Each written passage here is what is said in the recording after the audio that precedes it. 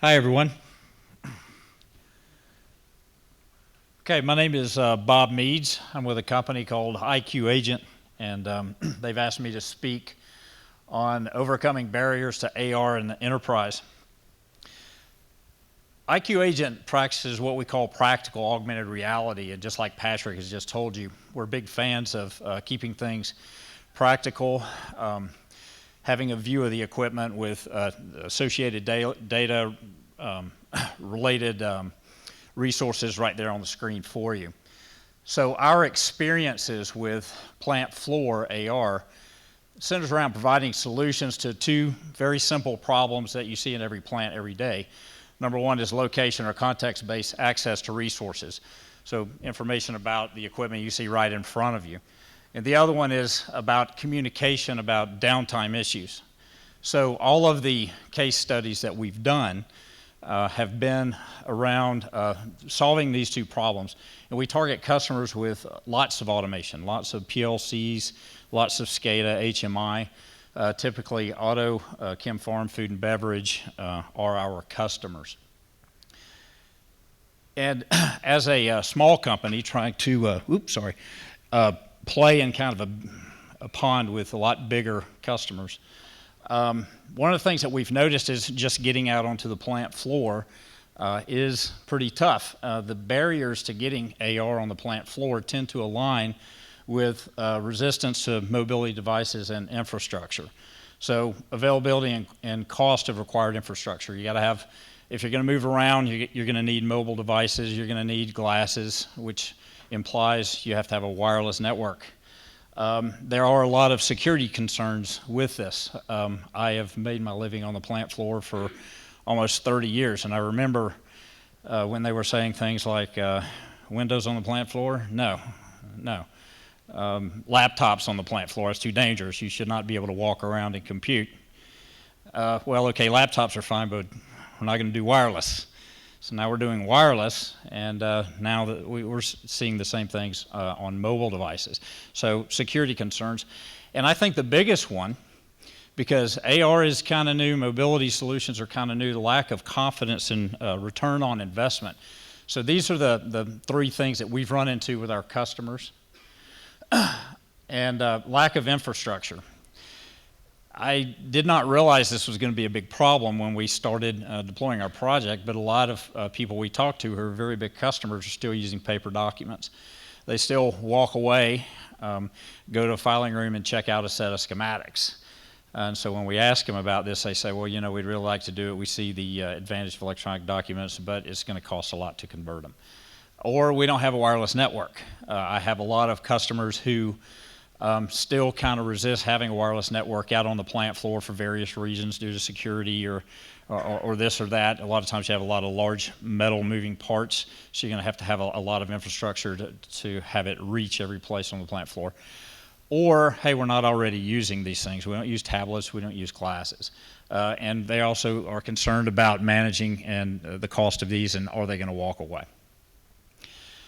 Well, the thing is, if we're talking about documentation and resources, in order to use these out on the plant floor effectively, especially with an AR solution, we need all three of those. We need our documents and resources in electronic format, we need to have a wireless platform, and we need to have devices.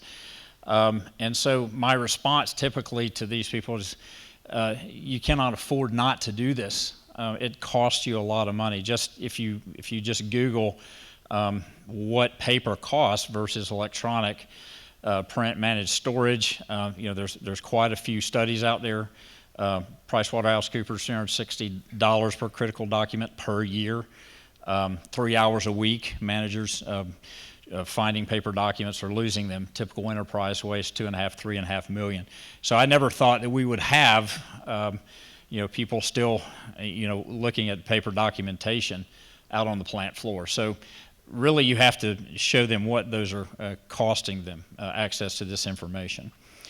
So how do we get around this? The first and the best piece of advice I can give you is find the internal Lean, Six Sigma, continuous process improvement person and get them on board. These are a gold mine, because when they sit down for their annual or semi-annual review, about their performance, which affects their paycheck, they get asked 2 questions. Number 1, how much money did you save us? And number 2, prove it. Show me integers. So in order to be able to show that you're doing ROI, you're getting ROI every day, you have to have some things that you can measure. Well, I can measure how much time it takes me to go get a piece of paper and contrast that against having instant access, instant documentations available right at the equipment without turning my back on the equipment. Once you have that person on board, and the great thing about those resources, Six Sigma or Lean, is they touch every department. So if you get them on board, you're in good shape. Then you just assign a dollar value per access to your document, to your resources that you're displaying, and then calculate your ROI. So when we go into a customer, I just have 3 questions. Number 1, how much time do you spend with your back to the equipment, getting information from your SCADA system up in the control room, going to get a schematic or a document out of the file room, or going to get something else. And then you multiply that by the number of professionals on the plant floor, then you multiply that by what you're paying them.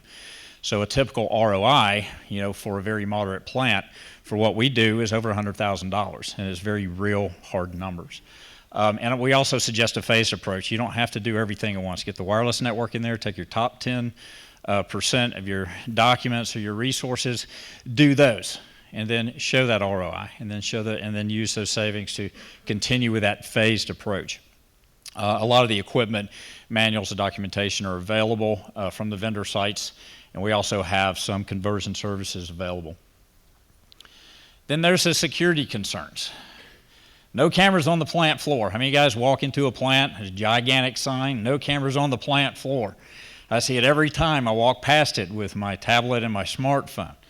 No personal electronics. Then there's also, IT concerns. I always hear about Android. Everybody's concerned about Android and viruses.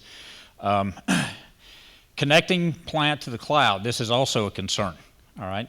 And also lost or stolen devices. What if I have sensitive information on my tablet and it walks away?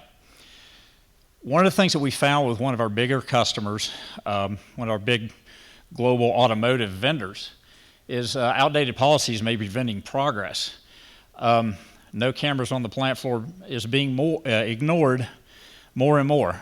I'm not suggesting you should ignore it. I'm saying it is being ignored. I've walked into a lot of plants, and everybody on the plant floor has got a smartphone in their pocket. If you think about this, at first it makes sense. Yeah, I don't want people photographing our IP or our production process, or our competitors might get it. But when this rule was made, cameras were a lot bigger. Anybody walking out on the plant floor with a giant camera was up to no good. That was 30 years ago. Now there's a very good reason to have cameras on the plant floor because they're in a smartphone. And no one's going to suggest, in many cases, that you're going to take those away. One of our major customers, we brought this up and said, really, they took a look at it and they realized that the benefit to using our solution pretty much outweighed what they were doing, and so they kind of revised rules and said, okay, yes, you can use tablets. You can't wave them around and take pictures of our process.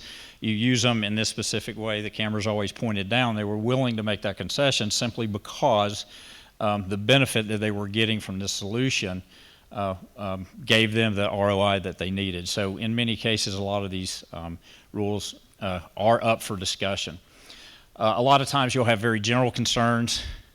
As security, well, what exactly about security? What exactly are you concerned about? And also, a lot of the application features that you have might mitigate the concern. So one of the things about having a mobile application and you're looking at the process is, okay, are they going to turn my process on and off? Are they going to start switching valves off on a smartphone or on an iPad? Our app doesn't affect production. That's a good thing to be able to say. You give them security, okay, this is kind of a no-touch or read-only. Also hackers, what if somebody hacks in? Everybody saw the commercial with, the little girl 7 years old, and she hacked into automotive plant. She's painting cars rainbow colors, and the guys in the plant are freaking out. Your application can use TLS, data encryption, or whatever. And a lot of times, if you're just educating the customer on what your app actually does, you can mitigate a lot of those concerns. And then the last one is, lost or stolen. A lot of people don't realize that there's a lot of great solutions out there like AirWatch that allow you to just remotely wipe as soon as it's gone. If it's lost or stolen, we can reset those.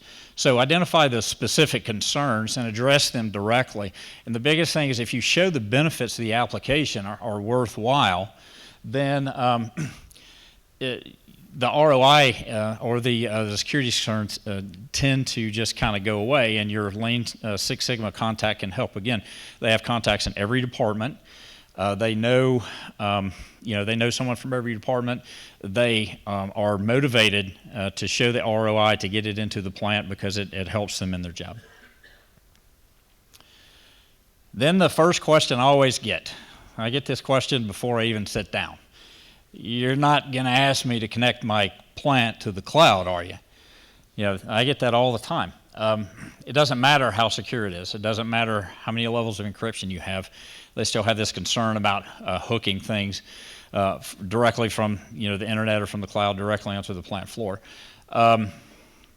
These can be a showstopper right now because there's still some there's still some idea that somebody still can just kind of hack in and do some stuff. So always have an in-house solution available. Now personally, I think in a couple of years, I think this is going to go away. When I first got onto the plant floor, we saw a lot of, it took 5 or 10 years to get new technology on the plant floor. Then it was 5 years, and now it's decreasing. I was surprised to find that Siri stops working if I don't have an internet connection. I thought she was on my phone. I thought I was the only one that had her. But it's because we can't get all that brain power directly onto our smartphone or onto our tablet. That exists as a very big set of web services. And I use that as an example and say, I use Siri all the time. It's a great application, but it exists on the cloud. Well, if we come up with these great applications that are going to be used on the plant floor, and because you're not going to allow this to go on the cloud, then you're just going to miss out on a lot of this. So I think in a couple of years we're going to kind of see this lift, but for right now you should have an in-house solution available instead of doing everything out to the cloud. ROI concerns, I see this a lot. People, especially ones that are not using devices, they may walk away.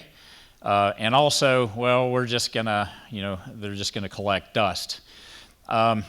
One of the things that we found that was surprising is that companies that bought iPads or bought tablets or glasses for many that are out on the plant floor rather than just a chosen few actually gave them the benefit of their people were more productive. They had better sense of ownership of these devices. They felt like they were theirs. They were happy that their employer gave them to them. And so because the feeling of ownership was up, then the devices were less likely to be damaged or stolen. So, and also BYOD. All right, well, we don't believe in BYOD. Well, 67% of the people who use them say they use their personal devices despite the company not formally endorsing it. They are using it anyway. I think it's a win-win. And there are a lot of off-the-shelf solutions available for this. The biggest thing is your solution should have some metrics for performance evaluation and ROI. If you can show how much these resources are being used, you tie these back to dollars, then you show integers. If the application can be shown to be beneficial to a wide range of workers, tie it to dollars, our ROI concerns will disappear. So, number one, strategies for AR acceptance: identify source, reason, and motivation of the barriers and address them directly, and a lot of times a little education will go a long way. Foster acceptance among those who will benefit for taking on barriers. A lot of times I'll go in and they'll say, well, let's tell everybody but IT, get everybody on board, and then we'll go present this to IT. Recruit internal support of Lean Six Sigma rep. That is, you got to do that. That will really help you. Barriers are more easily overcome when the solution is demonstrably beneficial. And I will leave you with this: ROI should be an integer. Should be an integer every day, and not an emotion. All right, so I've got some links here to get these references. My name is Bob Meads, and I'm with iQagent. Thank you.